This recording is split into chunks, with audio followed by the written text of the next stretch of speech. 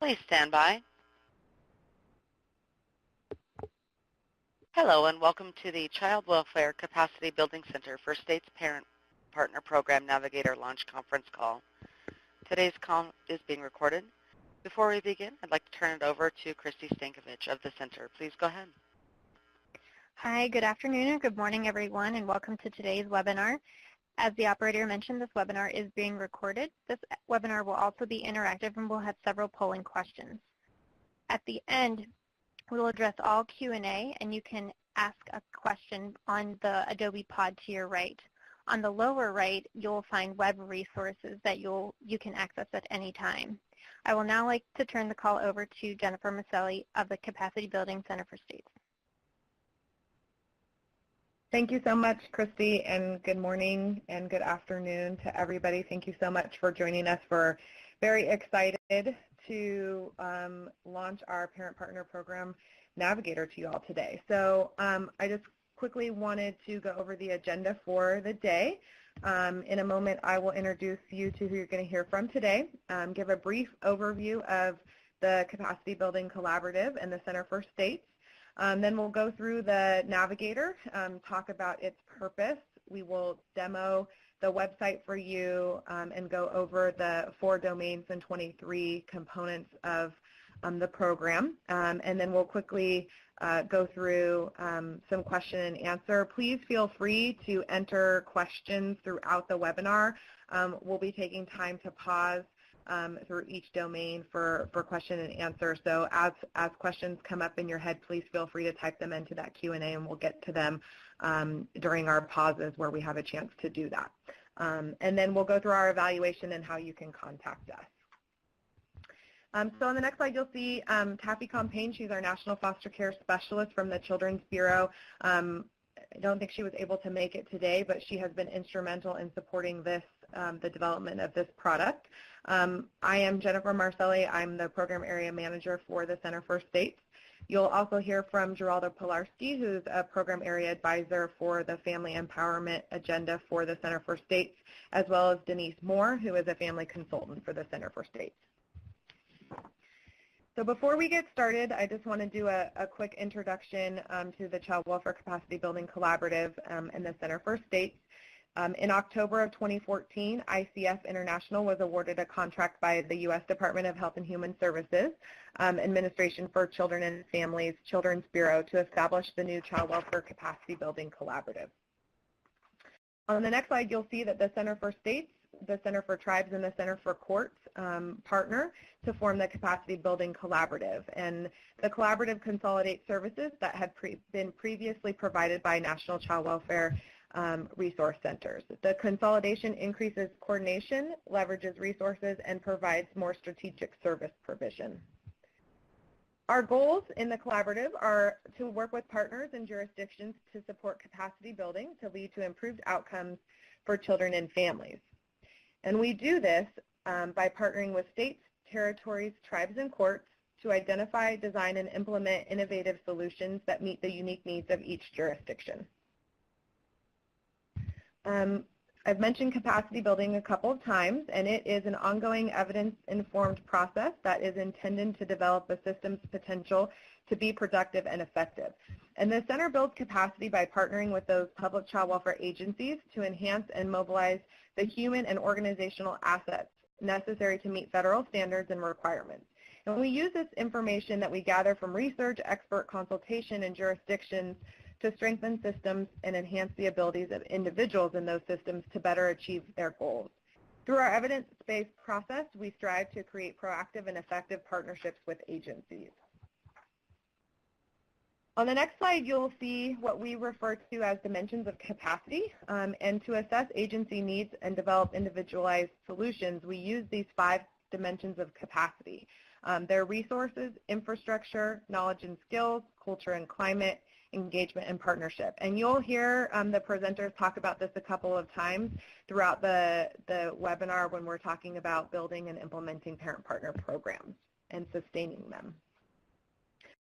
On the next slide, you'll see our services. We serve state and territorial public child welfare agencies and 4E waiver demonstration jurisdictions. And we support the Center for States, where Maggie Bishop is our project director. And you might recognize ICF from our work with the Child Welfare Information Gateway, as ICF has a long history working on technical assistance contracts with the Children's Bureau and other government agencies. And the Center for States aims to provide those evidence-based capacity building support services that I mentioned before. And to achieve this goal, we work with our partners to create and deliver coordinated, inclusive, and well-informed capacity building services. On the next slide, you'll see our different service areas within the Center for States: universal services, constituency services, and tailored services. And each of these areas aim to fulfill the needs of child welfare professionals and organizations, as well as supporting them in achieving their goals. Our universal services promote engagement among a broad nationwide audience of state agency professionals. And we do this by developing and providing resources, tools, and products. And the Parent Partner Navigator is an example of that. Our constituency services include learning experiences, and you'll hear about our Family Empowerment and Leadership Academy today, which is one of those. We launched that a couple of weeks ago. And peer networking opportunities. We also have a constituency group in this area called Family Leaders in Child Welfare. So if you're not on it, if you'd like more information, please let us know. And those are our networking opportunities that we aim to a targeted group of individuals or professional cohorts. And then we have our tailored services, which provide direct capacity building support to state agencies and territories, focusing on capacity building and implementation efforts. So now that I've given you a brief overview of the collaborative in the center, we want to move toward why you all are here today. And so today's purpose is to introduce you all to our Parent Partner Program Navigator, which is a web-based tool that is really designed to assist child welfare staff and parent partner leaders in designing and implementing parent partner programs. So our objectives for you all today are to explain the key role of parent partners and their role in child welfare, describe the Navigator, describe the capacity building approach that informs the Navigator, show you how to locate and use the resource, and then how to utilize the Navigator in creating a program of your own, and then talk about a plan for sustainability. So before I turn it over, we wanted to do a quick polling to see where folks who are on the call are at in terms of your involvement with the Parent Partner Program. So the question is, are you currently involved with the Parent Partner Program? Yes or no? I'm seeing the majority is no, but it's pretty even. So almost about half and half. And then there's a second part to the question, which is, if you are involved with the Parent Partner Program, what is your role? Are you a parent partner, an agency director, agency field staff, a program coordinator, a community provider, or other? And then we'll ask if you can fill in what that is. So we have a couple parent partners, an agency director, agency staff, a couple program coordinators, and a couple of others.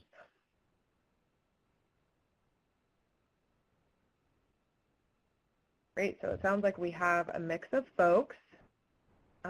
So it sounds like we've got about half of you are involved and half of you aren't, so this will be great information. Our presenters will really take you through how to use this Navigator when you're starting from the ground up, as well as how you can utilize it if you're already implemented a program and how you want to move forward. So I'm going to turn it over to Geraldo. Geraldo? Thank you, Jennifer. So good afternoon, everybody. Good morning for those who are on the other part of the country. Welcome to the Navigator. First of all, I just wanted to thank all the people that participated in the creation of this particular tool. It's been a true co-creation process where we had a lot of family consultants as well as center staff involved. And I think that the idea came about as we spoke about family engagement in child welfare and recognized that for many parents this is a traumatic experience, and that at that initial stage, it will be critical to ensure that there is some kind of support. And we also looked at what's available out there and recognized that many states have done a tremendous job on this area, and that peer support has a long history in some other fields, for example, the mental health. And so looking at that and looking at the opportunity, we said, wouldn't it be great to have a tool that brought together some good information and provided a roadmap to states that are looking to build capacity in this area? So that was the impetus, and I would like to go to the next slide. And we would like to go to the actual site so we can do a quick demo so you can see the product, and then we will guide you through how to utilize it. So to access it, essentially you will go to the Capacity Building Collaborative website, and then when you are there, you're going to find the Family Empowerment area. So this is within the Center for States, and then within that you will see the Navigator as one of the products that is available. And so you will see exactly what you were seeing, the Parent Partner Program Navigator. And so if we can go down a little bit, this will give you a quick at-glance overview of the tool. So you can see there are domains. The first domain is assessing needs, also assessing readiness and capacity. And then domain number 2 is the program design process. And then domain number 3 is around program management. And then domain number 4 is engagement and partnerships. So we gathered a lot of information that is out there and brought it all together, and then we structured the Navigator under those 4 domains. And you can see that in each domain, there are a number of components that starts with focusing on the needs of the families, assessing agency readiness, and then information about how to build capacity, how to create a theory of change, and then a lot of information about program design, program implementation, program management, and so forth and so forth. So that's one way that you can access that information. And then if we go up again, I can show, we can see that the whole document, it's about 75 pages, the Parent Partner Navigator, the whole document is actually available to be downloaded. And Krista is doing that, so you can download it, you can print it, and then you can use it. So that's another way that you can use it, and that's another tool. And then on a little bit further down, if we can go back to the website, Christy. Okay, so if we go down a little bit further down, you can see that Take the Assessment. This is a link that will take you to the Agency Readiness Assessment tool, which is a part of the downloadable Navigator. And so that's another tool. And then you can see also a link for the Family Empowerment and Leadership Academy, which is a training academy for parent leaders, family leaders that the center has created. And one of the e-learning modules actually provides some initial overview training for parent partners and agency leaders interested in learning more about this particular role. And then there is one more tool available, which is the Consolidated Tools and Resources. And again, there is a link there. We also have created a simple program manual that has the policies and procedures.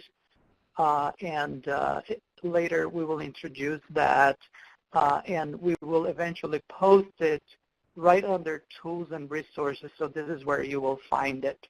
So this gives you a quick sense of the the Navigator, we can now go and maybe enter one of the components. Let's look at the focusing on the needs of the families, the component number 1. Christy? Okay. All right. Thank you, Christy. So here, initially, what we're thank you. Appreciate it. Yeah. So this component provides some good information about really defining the challenges that your families have. Child welfare is a complex field, and so working with family leaders in your state and with the field staff to really articulate what are the needs of our families. That's the starting point. And then beginning to work on a consensus around a framework to promote partnership and partnerships for safety. So that is kind of that initial step. And then we can now go back to the website, to the PowerPoint presentations, please. I'm sorry.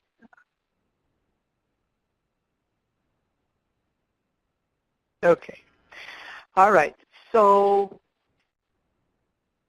these initial 3 components, assessing needs, assessing readiness, assessing capacity, and creating a theory of change, is really about defining that problem and then looking at where is our agency in terms of culture, climate, in terms of capacity. Are we ready to engage parents at this level? And then it's really important to articulate a hypothesis about the expected changes. So if we were to offer peer-to-peer support to parents new to the system, what are the likely changes? What is it that is going to be the impact? So really, there is good information here about how to really build consensus around that, as well as tips and tools on how to create that theory of change. If we go to the next slide. So the agency readiness, if we can go back to, I just want to spend a little bit of time because this is a really important step at this early stage. In New Hampshire, when we started our program design process about 6 or 7 years ago, we were very fortunate to be able to contract a consultant that came and conducted an agency readiness assessment. And it was a beautiful experience, very challenging. We learned a ton about where our staff was at that point, and we understood that there were a lot of resistance, and it was kind of heating. And so it really provided us a lot of information that has become really important in the design of the program itself. So we recommend, we have created a tool with some critical questions.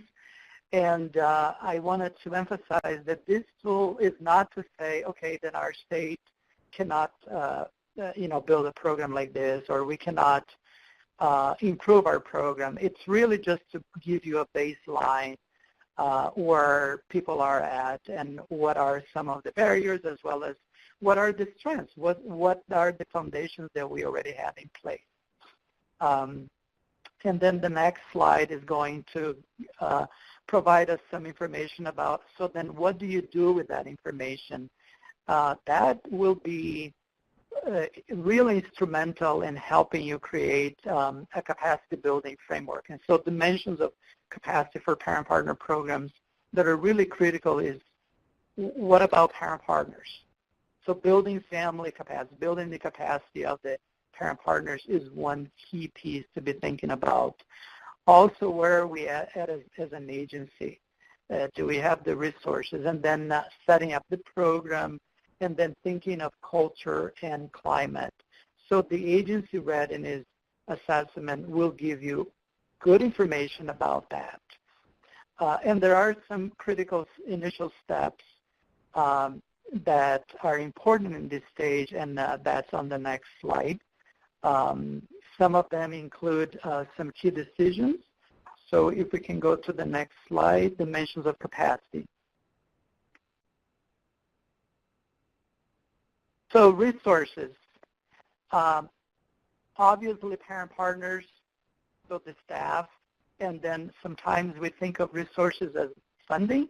That's a really important one, but then also be thinking broadly in terms of resources. And then the infrastructure, many states started the program by just getting a parent and then matching the parent. And I think those early days where people were bravely being innovative and all of that. I think that's a piece that we learned a ton.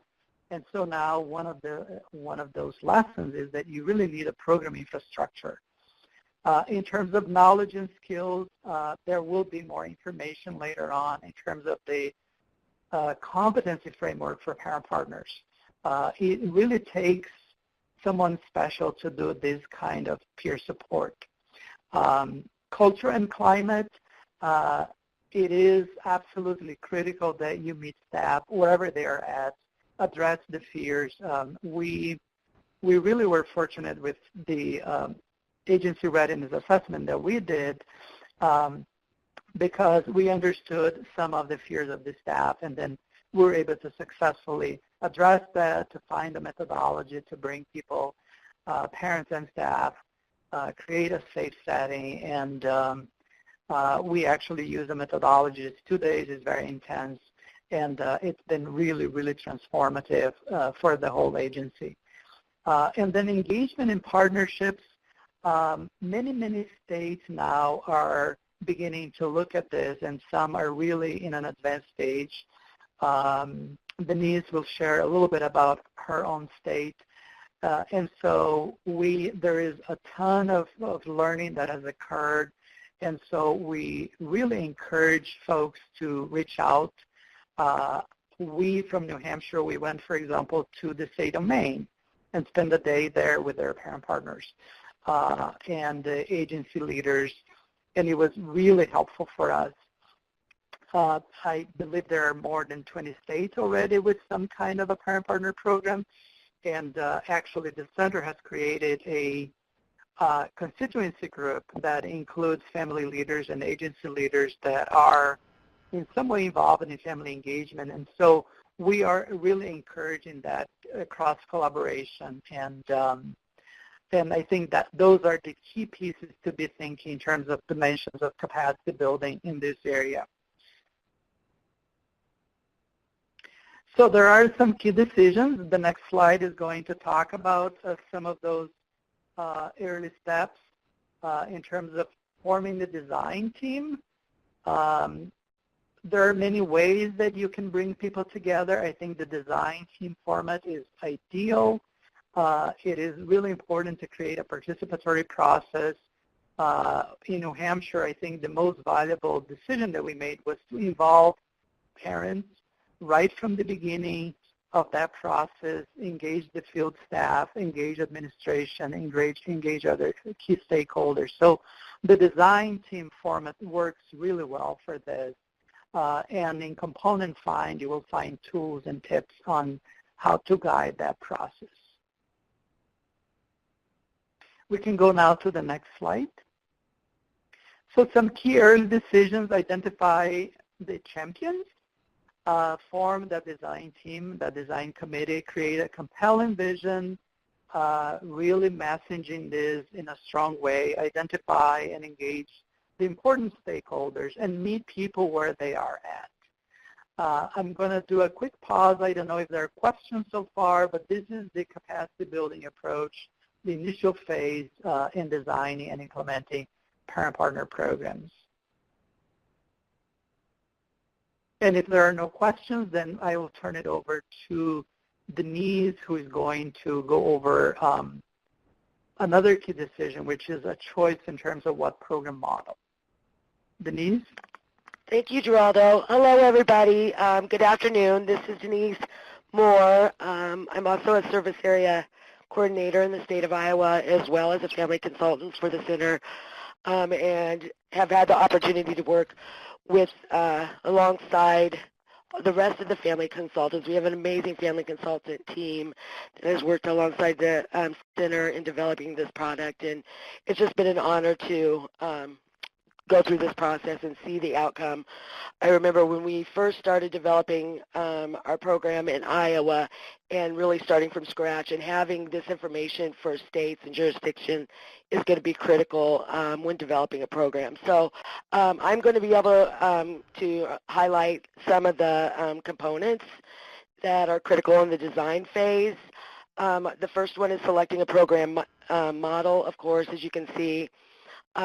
This component is around 3 program models that we have identified throughout the nation, and then highlighting some challenges and advantages for each of the models, and tips and tools to help guide teams in selecting a model that meets their individual needs for their own community. Next slide, please. So these are the 3 program models that we've identified.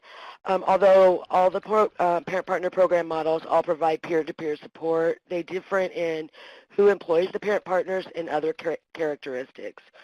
There are 3 program models, as you can see by the bubbles above, and that they have been adopted in the field. One is parent partners as child welfare agency staff or contracted with the agency. Then there's parent partners contracted by nonprofit organizations or contracted with the agency, and parent partners as legal aid staff. The Navigator gives us a description of the various models and includes both the benefits and challenges that could occur with each model. Some examples of that might be in a child welfare agency model, for example, families might be mistrusting of their parent partner working so closely with the agency. There's also an issue of whether or not parent partners can be hired on as staff, so that would need to be addressed.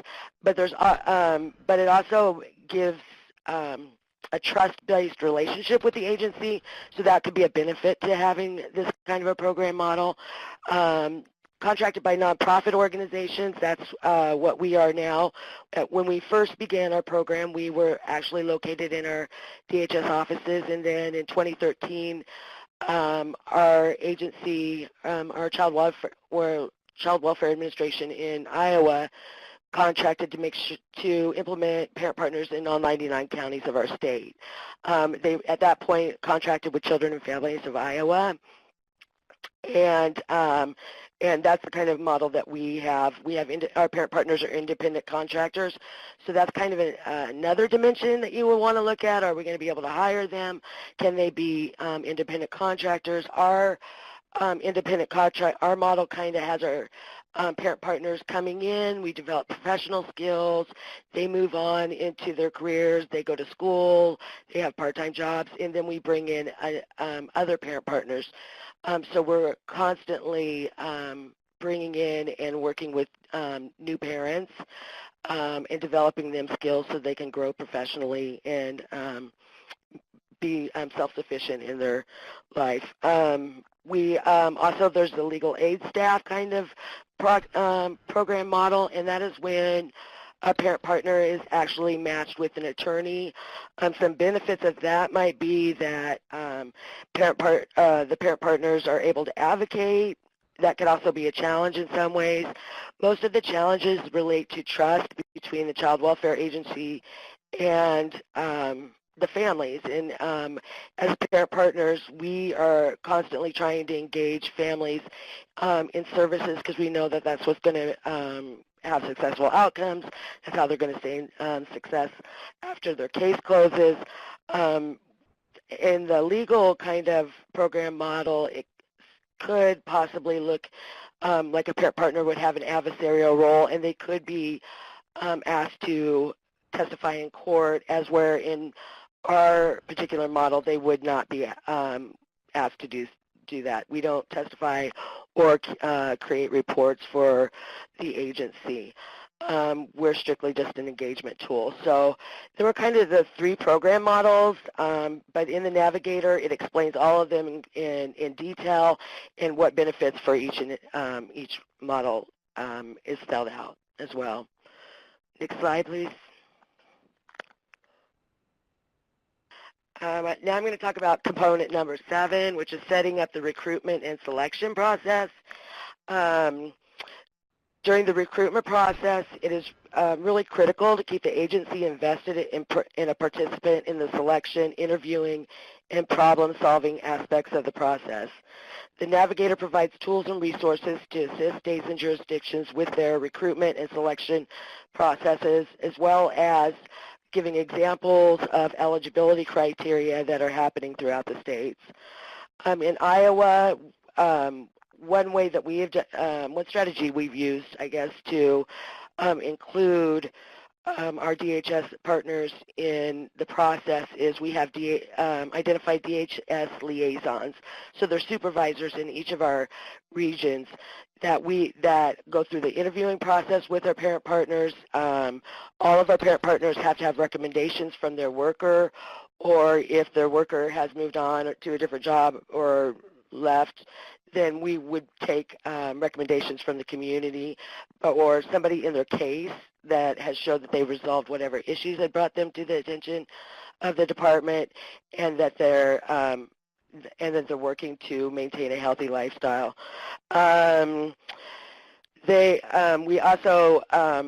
They provide problem solving, so if there's an issue that comes up with a parent partner, then we're able to address it immediately with the worker and have that person kind of be the liaison between us and the workers.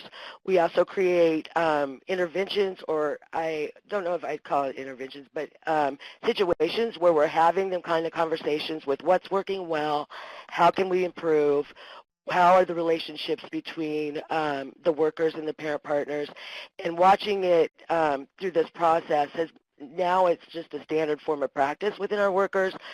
Our workers now, through kind of that trust building between our parent partners and our workers, are like requesting particular parent partners for certain roles and being on certain teams and being mentoring with certain families.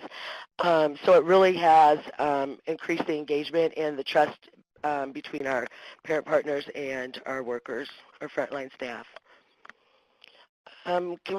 Next slide. Next slide. Thank you. Now I'm going to talk a little bit about role description.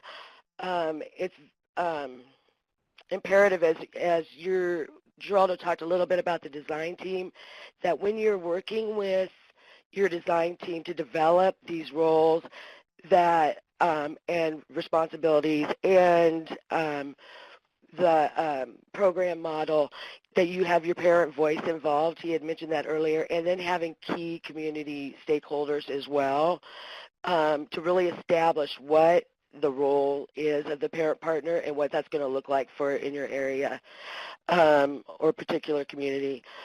A solid infrastructure must be built with clear definitions and expectations of the parent partner role.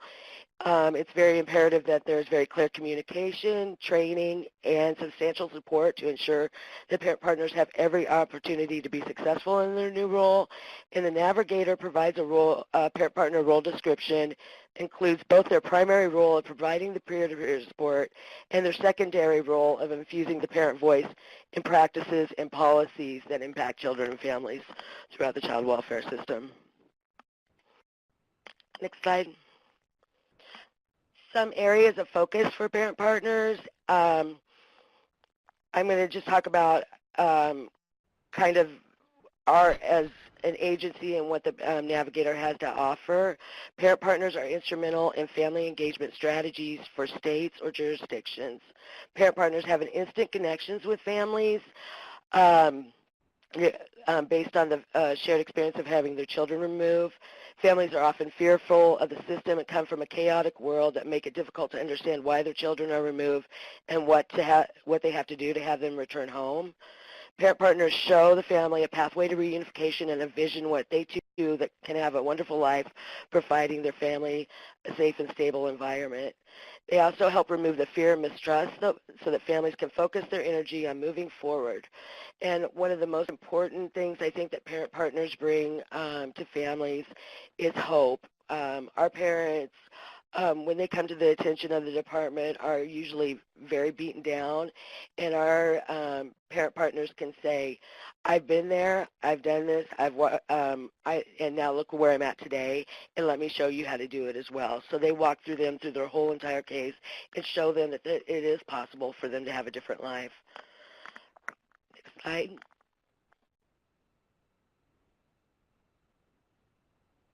Some of the roles with other parents, parent partners are able to share their experience so that families are able to trust and engage with someone at the time of removal, which is very critical. I know as a birth parent myself, when I came into the system, I kind of wandered around and languished in the system for a long time, not knowing which path to take, and our parent partners can get families immediately moving towards a path to have their children returned home and be able to see their kids and be able to start accomplishing their goals. The system is very scary for families and difficult to navigate and understand. Parent partners are almost bilingual, being able to speak the language of families and the system, so they are often interpreters of processes, practices, and policies that are being implemented. They help families to navigate the system and connect them to community resources. They also model appropriate behavior and mentor families on how to communicate with child welfare professionals. As parent partners, we know that accountability and honesty is vital to the success of the family, and parent partners are able to have them hard conversations with families in a language that they understand. They have also lived and understand the stages of change that a family must go through to be successful. So parent partners help families to see the big picture, stay focused on the steps needed to have their children returned home safely, and they also know that engaging with the worker and team is critical to the success. So the parent partners are always encourage families to build the necessary relationships with professionals so that true long-lasting change can occur. Next slide. Some of the roles with agency staff. Child safety is the utmost priority of the Parent Partner Program. It is the philosophy of the Parent Partner Program that by supporting and engaging parents, we are able to not only support reunification, but also achieve permanency and well-being of their children involved in child welfare. Our belief is that we need to heal the family, and we do that by supporting the parents so they can provide a safe and stable home. Parent partners know that the family must be engaged in services to be able to keep their children safe at home. So parent partners are also cultural brokers between child welfare staff and their families they are working with. They understand the culture of substance abuse, poverty, mental health, domestic violence, as well as different variables when working with families of color. So they work on several groups that address the issues of reducing disproportionality and disparate outcomes for children and families of color. It is especially important when developing your pool of parent partners that you have a diverse workforce so that matching can occur according to race, culture, and ethnicity, as we know that certain populations have different experiences when they are involved with child welfare. And I think Geraldo will be talking a little bit about cultural responsiveness later on in the PowerPoint or webinar. Parent partners are trained to participate in policy and decision-making teams throughout child welfare. They have a unique experience that can influence change with families and systems alike. Parent partners sit at policy tables all across our child welfare system, including courts, agency providers, and volunteer in our community. Parent partners are facilitators, trainers, and are experts at sharing their experience to enhance or change current practices and policies. Parent partners are an engagement strategy for our child welfare agency, and one of our social worker administrators here in Iowa always says that parent partners is the best engagement strategy that our child welfare system has. The program must be developed and implemented on a foundation of trust. When trust is established through strategic interventions, workers believe in the program. When this occurs, the culture and climate of the agency is affected, as well as how the parents see the agency. Parent partners continually work to build relationships between parents and the professionals on their team. We know the success of the case in the family is based on trust-based relationships and shared visions. Next slide, please. Okay. So I'm going to talk just a little bit about training. A training plan needs to be comprised that involves specific interventions, as I mentioned before, so that parents, foster parents, and social workers are able to build a foundation of trust with each other. It is critical that parents and social workers are able to identify with each other and learn how similar they are to each other. Relationships are the foundation of the program, and the program management needs to look for every opportunity to bring everybody together. Parent partners should be trained on confidentiality, boundaries and ethics, agency protocols, processes, court processes, substance abuse, mental health, domestic violence, and we will have in the Navigator, it will have descriptions of some of the trainings that are taking place, and also in our program manual, they'll have samples from different states on different training that states have established for their parent partners. Our center, as you've seen before, has the Family Empowerment and Leadership Academy that has been developed by family consultants and center staff to engage systems in working with family leaders.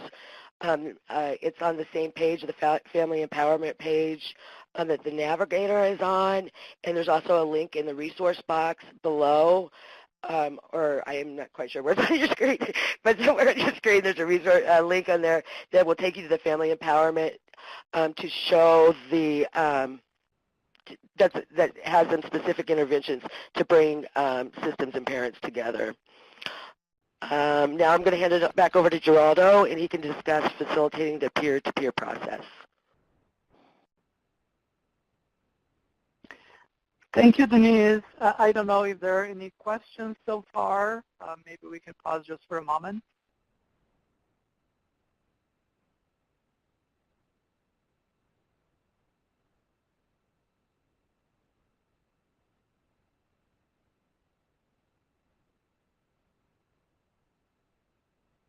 And just as a reminder, if you do have some questions, there's a Q&A chat pod that you can write your questions into. And again, please feel free to enter as questions come up, and we can try to answer them. So I see, Geraldo, there is a question that came up. Are they trained on intergenerational issues too? Do you want to answer? Okay, go ahead. So I think that will obviously depend on the state, and I think that's a specific topic that probably it's a good idea to include. In general, states have kind of like a core academy and then some specialized trainings. So I think that's a good idea. I don't know, Denise, if in your state that's already included. Well, we have many opportunities. So all the trainings that our workers have and that our court systems have, and parent partners are most likely eligible to attend them. So they're able to get multitudes of training, and I don't know that there's been one specific on that, but I do know that it could be beneficial to them. I believe that they already have some knowledge of intergenerational, but I think that we constantly are providing them multitudes of trainings to broaden their horizons and so that they're more knowledgeable of the child welfare system and the issues. Great, thanks, and Geraldo, for that. There was another question that came in. How long did the process take in the states which are doing this, from organizational readiness to having parent navigators on board? I'll just speak from in our state, in Iowa. I think that from our very first meeting until we had parent partners actually mentoring, it was a year. But I will say this, is that we never had these tools. So we started from scratch with very little information, very trying to figure out what it was going to look like, how to develop, implement an infrastructure to support that, what it was going to look like for compensation, was it going to be placed in an agency, was it going to be placed in in a nonprofit organization. So there was all of them questions where this tool, and I think I can speak for Geraldo as well, would have been so beneficial for us because we would know what are the key components that we need to address, that we need to come up with, and how can we move faster. So I'm thinking that that would speed up the process considerably, just having these tools to be able to get us there. I think to be full-blown, we've been going for 10 years now. So we started I think the very first mentoring started in 2007, and we're now, 10 years later, but we're in all 99 counties of our state. So we have now gone statewide. So that kind of gives you an idea of what it takes to expand and develop that kind of solid infrastructure. So I share Denise's sentiment that this is major organizational change, and so it may take time. I think it all depends on where the state is. That's why we have emphasized the importance of that agency readiness assessment. It might be that a particular state, the labor force, key partners, key allies, resources, everything is aligning, and so you may be able to move a little faster. I think the biggest lesson that we learned was to really meet people where they are at, and work from the foundation on a pace that makes sense, because it's not just about having a parent partner in a particular field office. It's about the supports. It's about whether the staff are seeing the value, and those shifts in culture and climate sometimes take time, and sometimes they go faster. So I would say having the resource, and I think the Navigator probably will provide the blueprint and maybe help speed up the process. But I really encourage people to be thoughtful, strategic, and really see where are we at now, and then and that will, I think it will be the way to go. So Denise, I don't see any more questions. There's a few more questions, though, but I'm wondering if we should. Yeah, but I'm wondering if we should move through the next components, and then I just want to make sure we have time to get to that, and then we can come back to the questions. I think that's a good idea. So let me just continue with the design phase. I think Denise provided a lot of information about those some critical pieces of the building that program infrastructure. Another one that your design team we really strongly recommend to work on is that, so how does the peer-to-peer support process work? And really build consensus on that. So component 10 provides some good information on the essence of the peer support and how it works. It also provides tips and tools to guide various teams on kind of how to set up the peer-to-peer support process in your state. And the next slide provides kind of a visual of that process. And so, the selection of parent-partner programs, the matching process, some good information about, strategic matching so that there is success on that mentoring relationship. And then also good information about the kinds of activities that are kind of the essence of the peer-to-peer support process. We really have learned that it's important that the parent partners don't become like case managers. They really have a key role, and there are key activities that have shown to be really impactful and create the impact that it's desired. So, as well as information about closure of the relationship. In some agencies, we're seeing that as a powerful way to help parents that may be socially isolated build their support network. They connect with a peer, and then all of a sudden they are now a part of a community. And I think that's a really strong benefit of the Parent Partner Program as well. The next component addresses cultural responsiveness as well as gender-informed practices. Historically, as we know, child welfare sometimes has not been able to serve well minorities, for example, or there has been a power differential or just a culture gap between staff, public agency staff, and the families that we serve. And so parent partners can be that critical bridge. They are members of the community. They know well the values and of the community. And so they can infuse that within the culture and practice of the local office, the field office. And that's a really great way to improve our whole system-wide ability and capacity to be culturally responsive. The other legacy that is not so positive in child welfare is how we have not been able to positively engage fathers. For the longest, we've been seen as a system that is maybe mother-centered or just not as able to work with fathers. And so imagine if you build a pool of parent partners that includes fathers, and they can really play a key role in helping build the bridge with the fathers.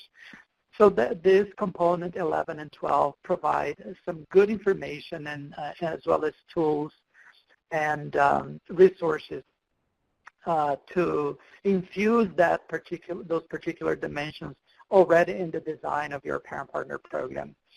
And then component 13 to 19, it's all about now program management. And so I'm going to now turn it over to Denise. She can provide a quick overview of that. And then we'll be introducing the simple program manual.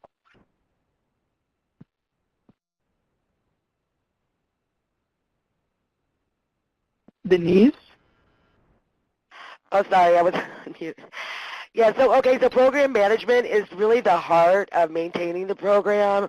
The support and monitoring of the parent partners is critical in the maintenance of the programs. Parent partners should be supported both in their professional development and their personal life.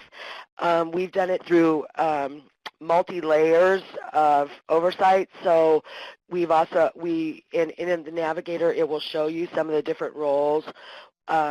We have coordinators that are working one-on-one with parent partners, doing face-to-faces weekly.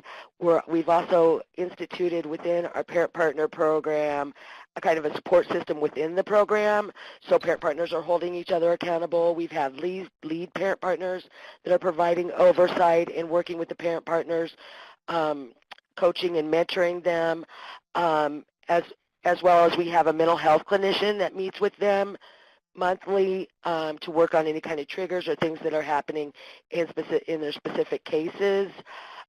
So we have multi-levels of support for parent partners, and I think that is like one of the most, I know that for me as a service area coordinator, I'm constantly with my coordinators, how are we supporting parent partners? How are we supporting parent partners? Because it is such a critical piece.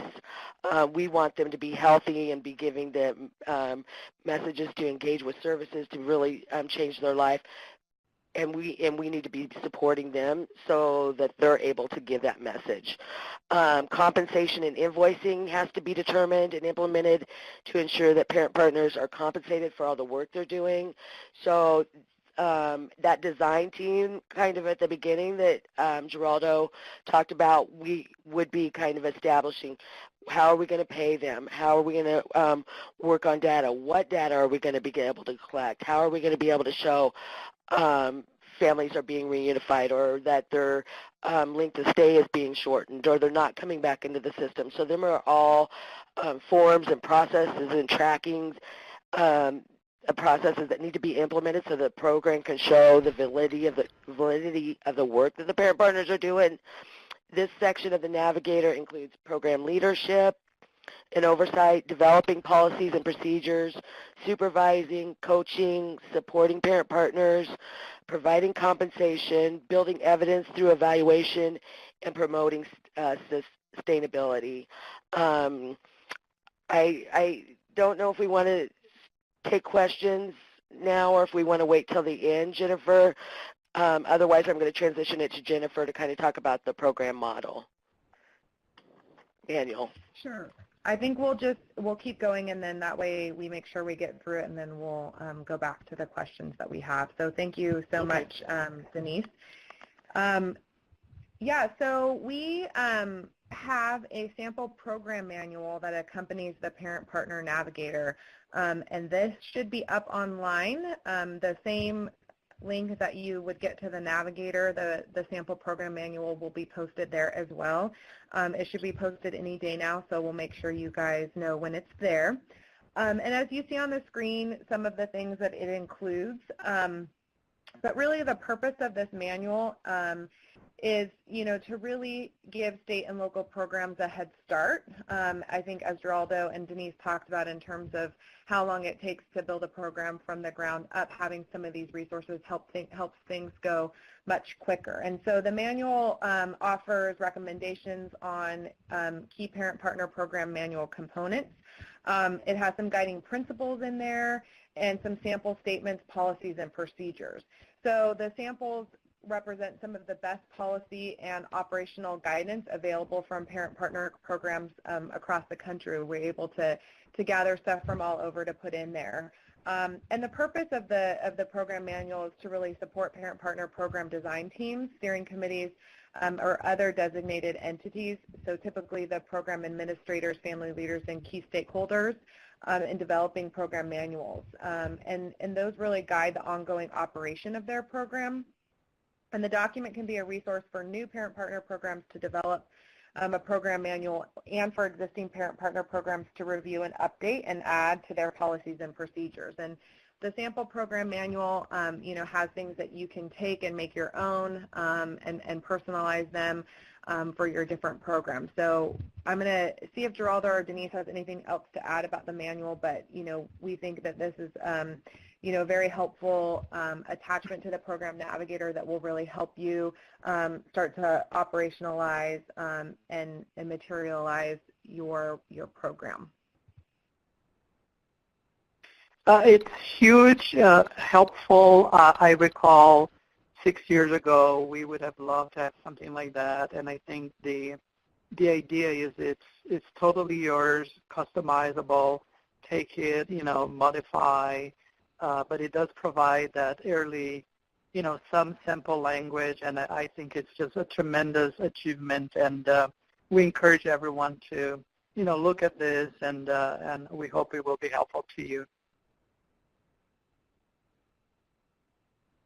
I would agree. I think we spent a lot of time and effort developing forms and processes, and we have samples in there that you can actually take and modify to meet the individual needs of your own community. So it would have been amazing to have that from the beginning, and I think that it will be so instrumental for new sites developing programs. And then modifying them documents to fit their needs. So I'm really excited about it too. We've taken forms from all across the United States on different programs and given you samples so that you're able to modify them. So it's going to be amazing when it becomes live. Thank you. So I think on the next slide is just a reminder of where you can find the Navigator, and the program manual sample will be up there. So I think I'm turning it back over to Denise to continue. Okay, and I'm going to just talk briefly about key partnerships. Thank you, Jennifer. I think when we first developed our program, we did have the steering committee. We called it a steering committee, a parent partnership steering committee. We brought in substance abuse, mental health providers, our child welfare administration, frontline workers, supervisors, and kind of built champions around the program. Them partnerships have been key to supporting parent partners, not only within the work they do with families, but also in the community. They've offered us endless resources, trainings, partnerships with our universities, evaluation forms, how to collect data, we had a partnership with the University of Nebraska, creating a database so that we can have a place to store the data, so that we can start collecting that, and building an evidence-based program. And it's such a large process, but but we now are on the California Clearinghouse for evidence-based program as a promising program, or promising best practice. So I think that as you are building kind of them partnerships to be champions around your parent-partner program, that's kind of the thought process that you will want to take in. Also, I think bringing in court staff or attorneys to have them conversations with judges about whether or not you're going to be having the parent partners writing court reports or testifying in court, them kind of conversations, and rallying around the program is just extremely beneficial for the parent partners. Our parent partners are on all different teams throughout our child welfare agency. So they're working with foster parents, they're working with the courts, they're working with substance abuse providers, they're working with the mental health field, domestic violence. We've got support groups in many, many agencies for families that are going through domestic violence, non-custodial parents. All of them relationships have been built from the partnerships that we started building from the very beginning. So it's a critical piece to really establishing a good program, a successful program. And then the next slide. I'm going to just talk about the key learning points. The Navigator is a wonderful tool designed to assist states and jurisdictions in implementing and designing the parent-partner program, but cannot stand alone. States must first evaluate the needs of their own community and create a design process that includes parents, child welfare administration, frontline workers, court partners, and community providers. This team must be champions of the program and establish all the necessary components to meet their individual needs. The parent story is a true motivator for change in the culture and climate of systems. Parents should be taught and trained to be able to strategically share their story, and I can tell you it was the motivating factor in how quickly our program developed and expanded, how quickly we developed trust within our agency and community. Our parents should be brought on from the very beginning of designing and development and implementation and promotion of the program. They are instrumental in the success of the program. Now, as we've moved on, our parent partners have gone into having wonderful careers, and for me and many of our service area coordinators across our state and coordinators have careers now that we are able to support our families with because of the interventions that took place with us. So them supports are critical to our success, to the parent partners that we are bringing in new, and we're just really excited about helping share this through the Navigator with the rest of the nation. So thank you, and I think Geraldo, you want to discuss how we can build some sustainability strategies throughout the program? Thank you. Thank you, Denise. So I think that those of us involved in this, for me, it's been just such a humbling experience. It's such a hopeful process. It is just so transformative, and I have seen over and over again the healing that this brings. And I think one dimension that I'm seeing in New Hampshire now that is really important is that we're implementing family engagement strategies that are considered evidence-based. For example, we have adopted solution-based casework. And I have no doubt that the presence of our family leaders, our parent leaders, is really that glue that is really helping staff really understand how that process works. One of the tenets of solution-based casework is partnering with families. And we really hear from staff that they really understand that when they come for a 2 days workshop and meet parents and our parent leaders and then really spend time. And so creating those safe space, I would say it's really, really advisable. So agencies that are thinking about this begin to think of sustainability from the very beginning and say, what does it take? And I would like us to just look again at the dimensions of capacity building, resources, infrastructure, knowledge and skills, culture and climate, and engagement and partnerships. All of this will play a critical role whether you can sustain the program or not. And so just being very alert to that. And the next slide is going to show us some of the specific strategies that your agency can use. In New Hampshire, we have been very intentional about this. And so what we have done is systematically integrated the Parent Partner Program as part of our agency practice model. Child welfare agencies are now increasingly utilizing practice models to build consensus around, what are our values as well as what are the strategies that we're going to use to positively impact families. And so we intentionally integrated our Parent Partner Program as a core family engagement strategy. So it's not an initiative, it's not on the side, it's really central. It's part of our core business. We also have integrated it into our continuous quality improvement, the famous CQI process.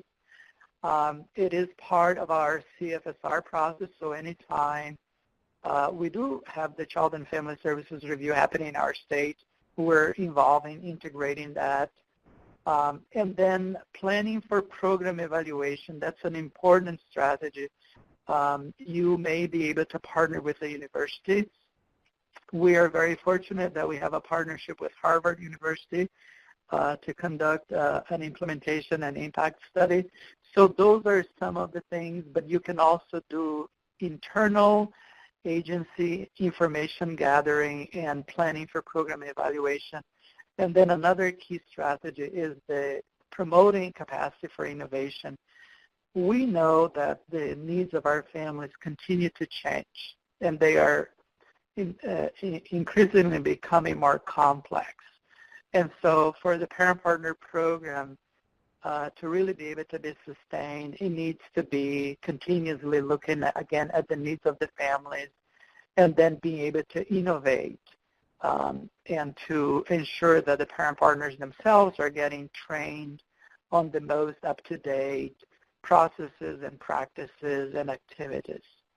So those are some strategies that we recommend. Again, making sure that it's not an initiative on the side that could quickly be, is the flavor of the year and then it disappears. So systematically integrating into your core business and then really plan for sustainability from the very, very beginning. I would like to just review some of the key learning points from today's webinar. It is really, really abundantly clear to those of us involved with this that peer support is a powerful family engagement strategy. I recently heard from one of our parents in the state of New Hampshire that 20 years of therapy didn't provide the kind of healing that the Parent Partner Program now is providing to her. And so that's really, really powerful. And I think that it's that gift of hope. It's a challenging work, child welfare. We have a labor force that is feeling very thin, and in New Hampshire, we are strategically integrating our parents in our field offices, and they are really becoming a source of hope for our staff. They can see the changes possible. Parent partners are key allies in child welfare.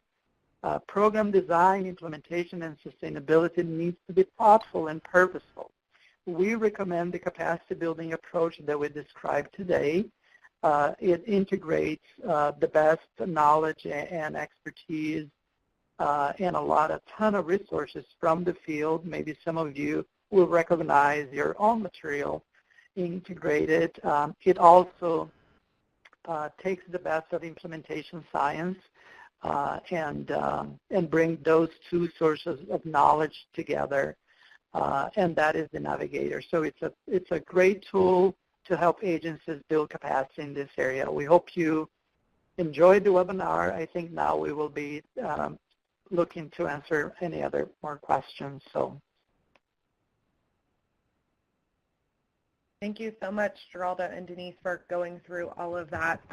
As you all can tell, there's a lot covered in the Parent Partner Program Navigator. So we encourage you all to go to that the link and open the Navigator and take a look and really familiarize yourself with it. So we do have a couple of questions that came in, and please, if you have more, go ahead and enter them in that pod.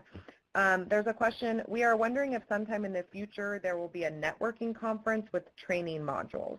And maybe Sherry, you can give us a little bit more clarification. But I'm thinking one of the things around networking, we're not planning any in-person conferences, but one of the things that we do offer that I mentioned earlier is the Family Leaders and Child Welfare Constituency Group, which we really look for state leaders and parent leaders who are doing this work. And that provides an opportunity for peer networking. We have a cap share space where folks can go in and look at resources, ask each other questions. We provide opportunities to have presentations and webinars on specific topics, but also opportunities for that peer networking to happen around a specific topic. So I don't know, Denise or Geraldo, if you have anything else to add, but I think in terms of the networking, that's what we have. We can have somebody put up the contact information for the Family Leaders and Child Welfare Constituency Group. You'll find it on our website, but we can provide that link. And then in terms of training modules, Denise talked briefly about it, but we did launch a few weeks ago our Family Empowerment and Leadership Academy, which is that very last link under resources. So that has 3 e-learning modules, and then it also has a 2-day curriculum that is intended to be co-trained by an agency person and a family leader. So that does have some very good, obviously, training components to it. So I'm hoping, Sherry, we're answering your question. But Geraldo, Denise, anything else to add? Yes, I totally encourage people to connect and to become members of our Family Leaders in Child Welfare Constituency Group. It's a great forum. It's a community of practice. And we will be working with the leaders of that, Ruth and Melinda, on sort of some specific forums where folks wanting more communication and exchange and partnership around parent-partner programs, that perhaps we can have like a special session around that. But I think that particular forum is really intended to mobilize and bring field leaders interested in this to learn from one another and to improve the design and implementation. And I'm sure this is a blueprint. It's like a framework, and I think we can truly start enriching this and make this a strong movement. I, for example, am very interested in learning more and collaborating with colleagues from throughout the country around the competency framework, as well as really establishing that as a role that is respected within child welfare. So that's a conversation that perhaps we can have in the near future. So really promising. Great, thanks. And I do see that Christy added the information on that constituency group in the pod. So please feel free. And Sherry, if we didn't answer your question fully, please let us know. the next question, how long does the parent partner stay with the family? Is there a time limit?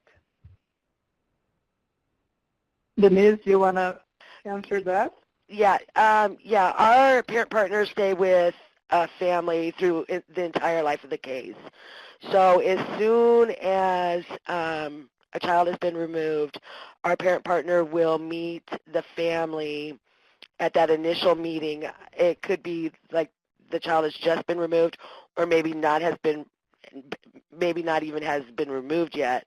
There's just been a safety plan put in place, and a parent partner meets them at that initial meeting and walks through them through everything, through that meeting, through their first court date, through family team meetings, meets with them weekly, supports them throughout the entire case. And I think some of the parent partners probably have them relationships for life. It's such a a chaotic time or a time of crisis for the family that the bond that is made between the parent partner and the family kind of remains there, and that relationship really never cuts off. But throughout the case, we're constantly building informal supports around that family. So once the case ends, they're already connected to the community and they're able to continue on that direction. So does that make sense? Yeah, they're with them the entire time. Yeah. So there may be some variation. I think that we've seen some programs where perhaps there is maybe some time limit, and I think that programs have structured that in some unique ways.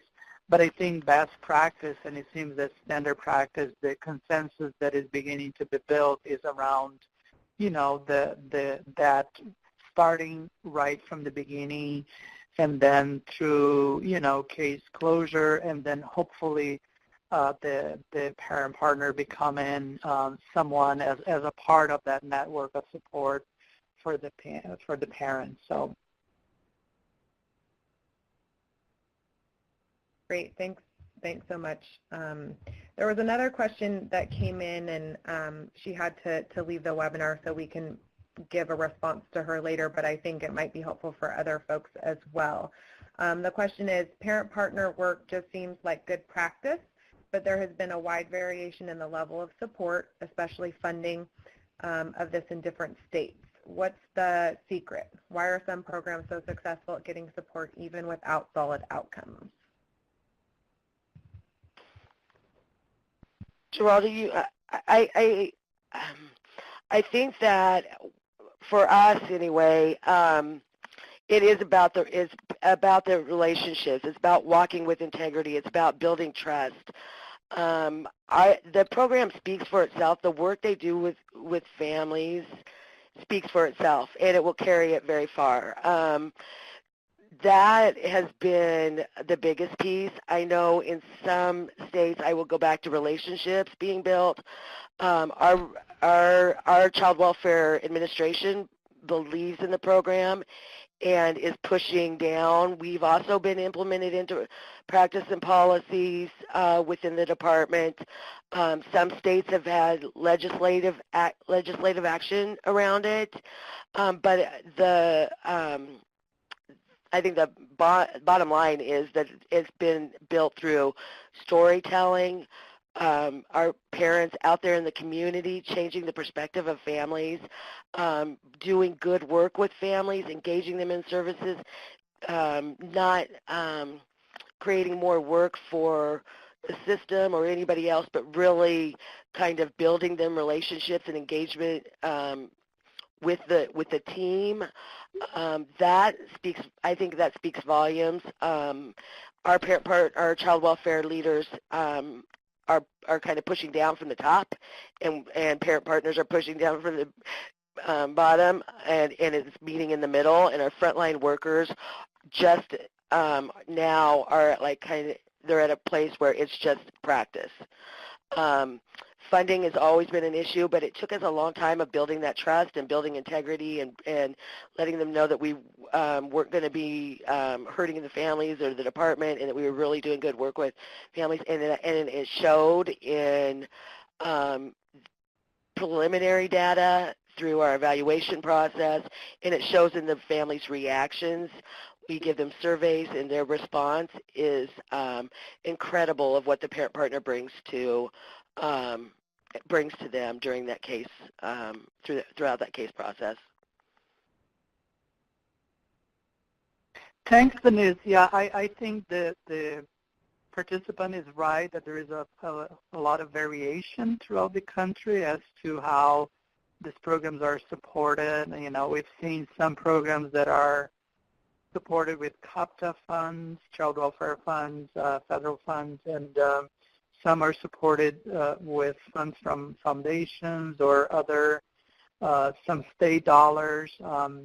And as Denise said, I think the one example that we've seen that seems to be really promising but also challenging is what Washington State did, which is to get legislation. And so, you know, once they got that and it was signed by the governor, you know, this really provided the parent partner program with a, you know, regular line item on the state budget, and that's kind of the ultimate way.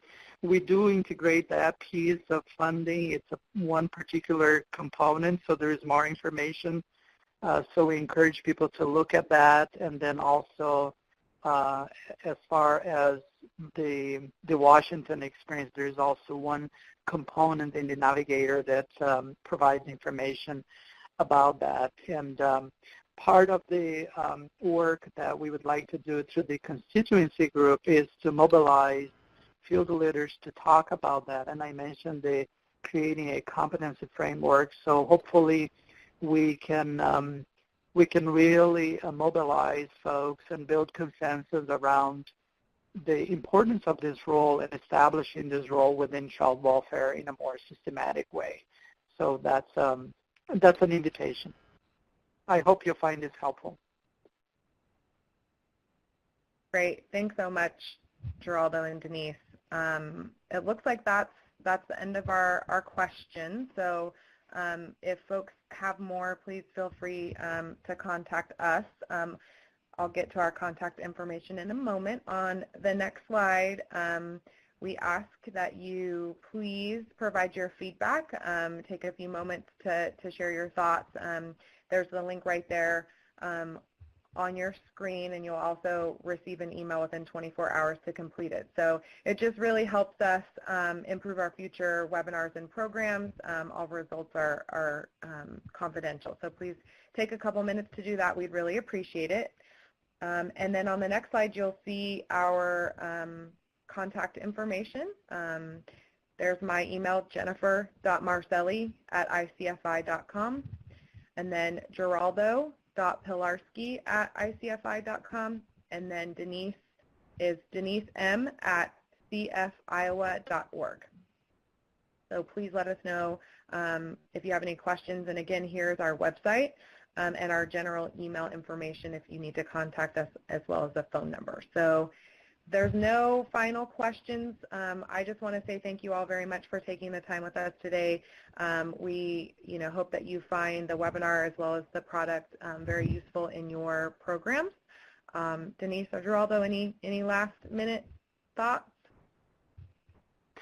Yeah, for those who are new to parent partner programs, welcome. Again, this is, to me, has been the most transformative process for our state agency here in New Hampshire. Personally, I have learned to appreciate the challenges that families have, as well as how much hope and strength our parents bring to this work. And I have so much respect for everyone that does this work of ensuring that family voice, family leadership, parent partners are truly integrated into the child welfare system. I think it is probably the most important transformative driver of change moving forward is this inclusion of families as partners. And so if you are new to this process, welcome. We hope you find this information useful. And we would like to say also that our center, our capacity building center, for states provides tailored services, and so if your state, if you're interested in building a program, there may be opportunities for you to have a dialogue with your state leadership as to whether they have the center as a support right now and whether that could be included. So that's just another way for us to be a support to you. And I just want to say thank you, everyone. Thank you for participating today. Thank you for your questions and joining us today. It's really an honor to be able to do this work and be able to see this product become live, and we're so excited to be able to share it with the world. So just appreciating you take the time today to spend it with us. So thank you.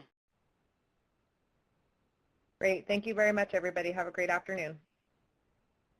And thank you. That does conclude today's presentation. Thank you for your participation.